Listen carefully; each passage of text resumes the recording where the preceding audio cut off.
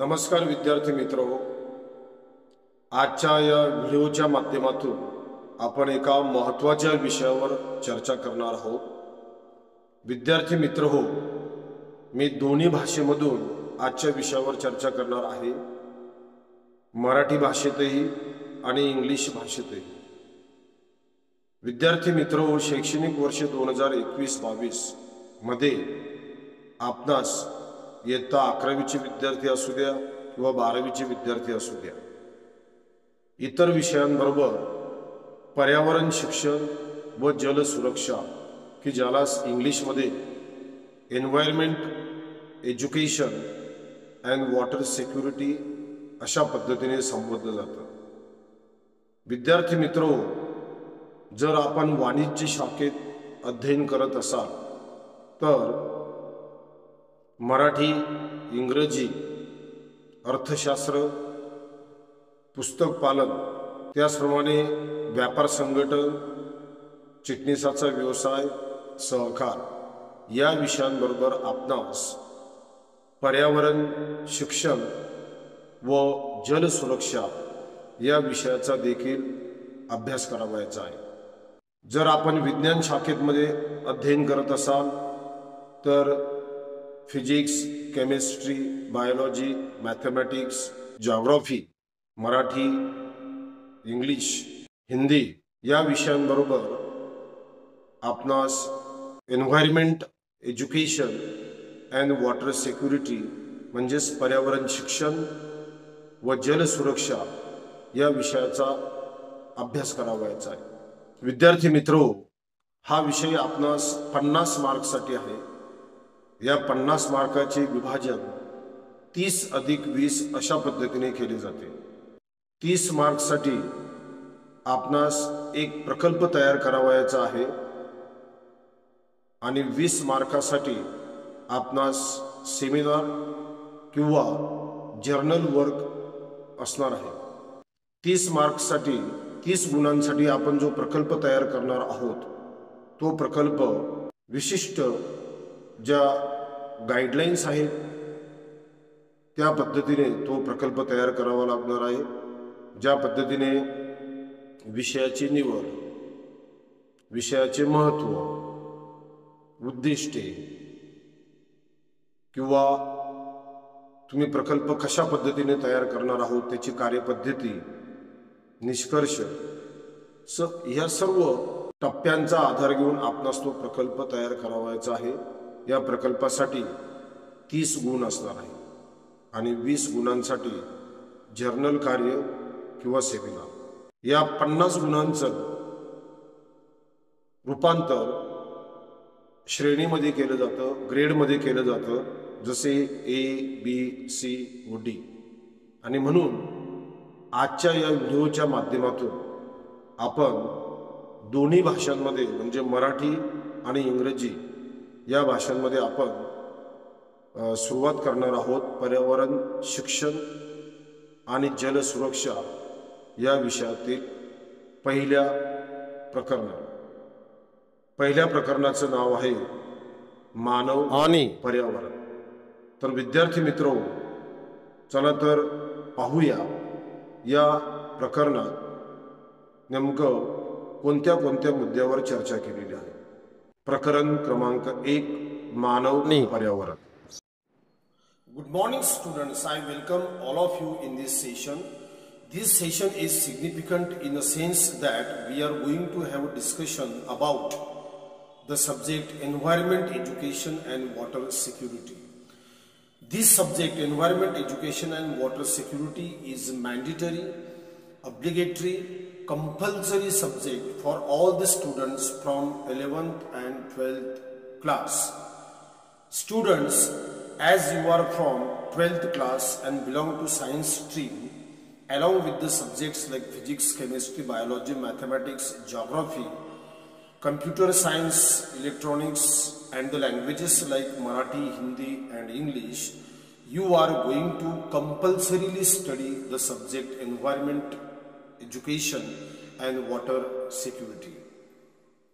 If you are from commerce stream along with the subjects like economics, bookkeeping and accountancy, secretarial practice, organization of commerce and management, cooperation, and the languages like Marathi and English, you are going to compulsorily study the subject environment, education and water security.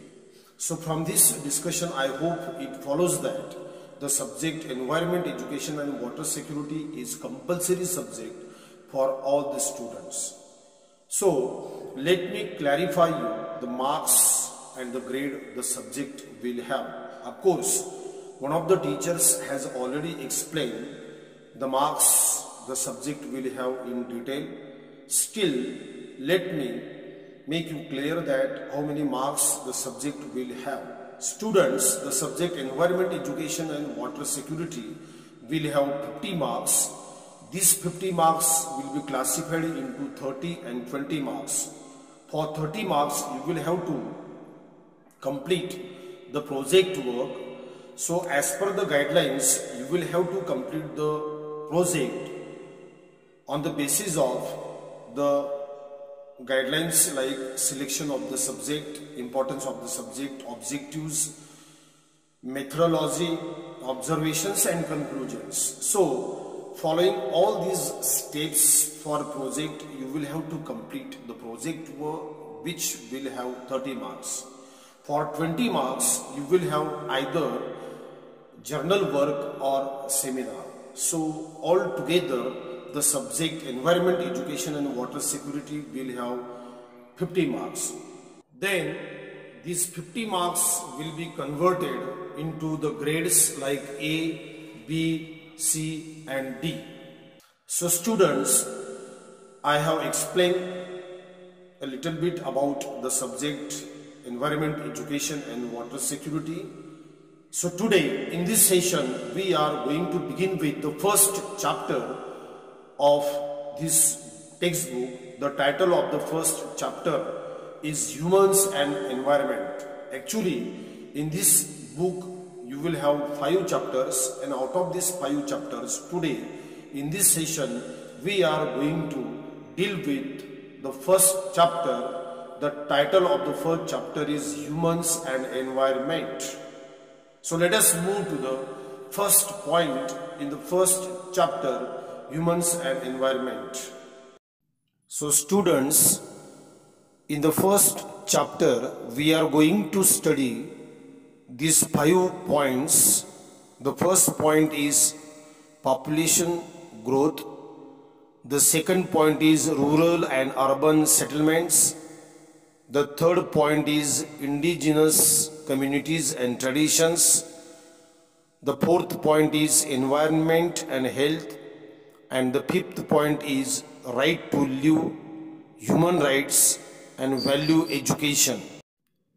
Students, out of these 5 points from the first chapter, let us discuss the first point, population growth. The human species dates back to 3 million years ago.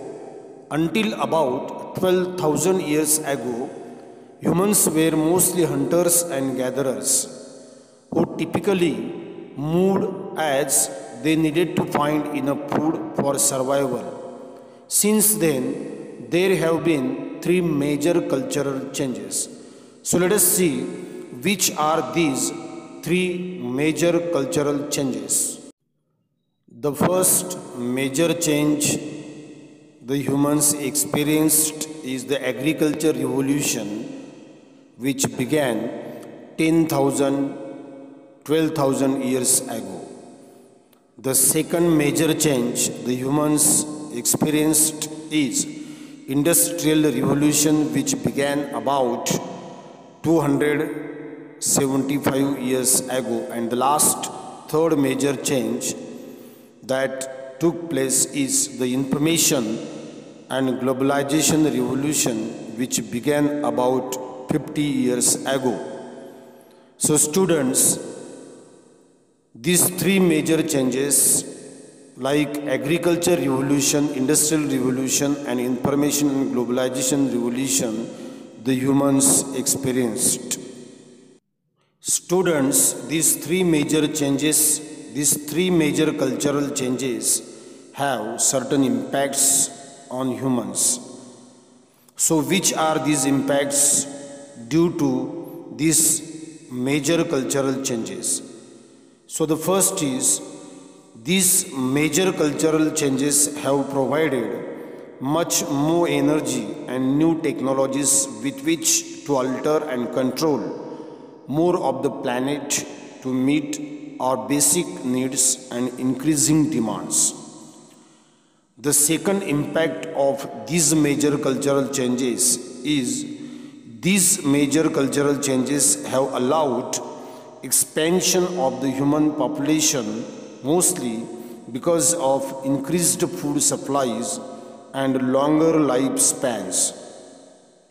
The third impact is, these major cultural changes have increased human environmental impact because of increased resource use and environmental degradation. विद्यार्थी मित्र हो, पर्यावरण शिक्षण व जल सुरक्षा इयत्ता 12वी या पुस्तकातील 5 प्रकरणांपैकी पहिलं प्रकरण आपण पाहणार आहोत. पहिल्या प्रकरणाचे शीर्षक आहे मानव आणि पर्यावरण. या प्रकरणातील पहिला मुद्दा आहे त्यावर आपण चर्चा करणार आहोत. या पहिल्या प्रकरणात आपण 5 मुद्द्यांवर चर्चा करणार आहोत. त्यापैकी पहिला मुद्दा आहे लोकसंख्या वाढ. 1.1 लोकसंख्या वाढ.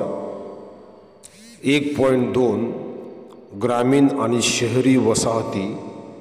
1.3 स्थानिक समुदाय आणि परंपरा.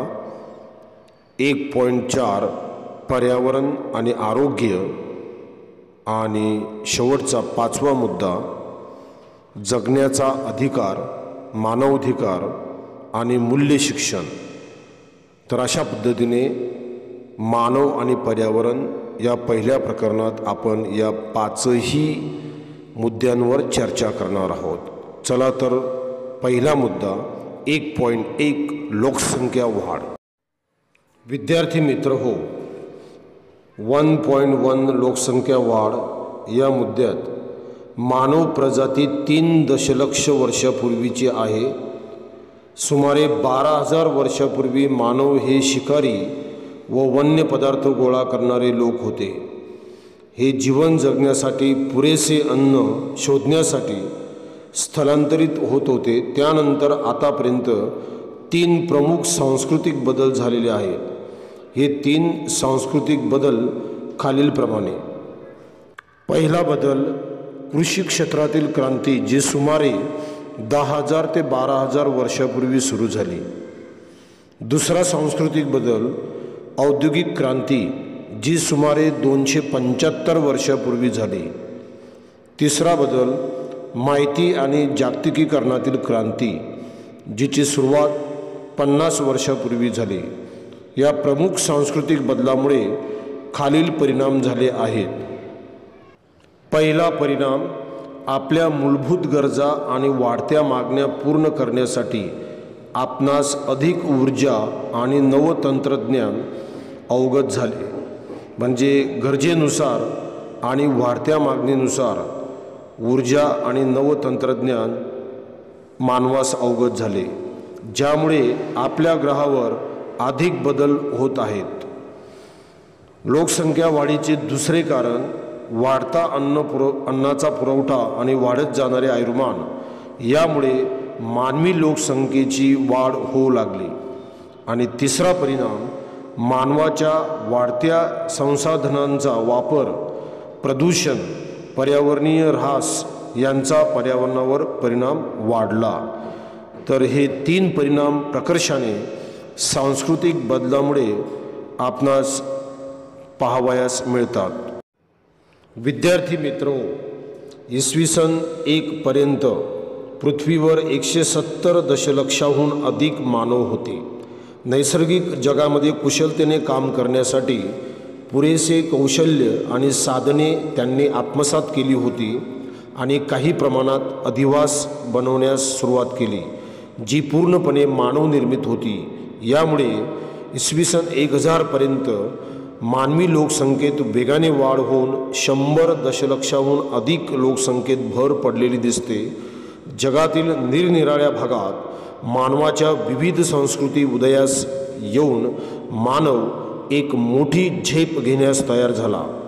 पुढील 1000 वर्षात मानवी लोकसंख्येत 300 दशलक्ष ते 600 दशलक्ष इतकी अभूतपूर्व वाढ झाली. औद्योगिक क्रांतीमुळे लोकसंख्या वाढीस चालना मिळून 1975 ते 2000 या केवळ 25 वर्षाच्या कालावधीत लोकसंख्या 2000 दशलक्षांनी वाढली. विद्यार्थी मित्र हो, मानव आणि पर्यावरण या प्रकरणातील पहिला मुद्दा लोकसंख्या वाढ. या संदर्भातील आपण 3 प्रमुख सांस्कृतिक बदल कशा पद्धतीने झालेत व त्याचा परिणाम काय झाला आणि लोकसंख्या आकडेवारीनुसार कशा पद्धतीने वाढत गेली याची आपण सविस्तर चर्चा या व्हिडिओच्या माध्यमातून केलेली आहे. या चर्चेनंतर विद्यार्थ्यांनो तुम्हाला एक जर्नल कार्य पूर्ण करावयाचे आहे. जर्नल कार्याचा विषय आहे लोकसंख्या वाढ. यावर सविस्तर माहिती लिहा किंवा लोकसंख्या वाढ याविषयी सविस्तर माहिती लिहा. धन्यवाद.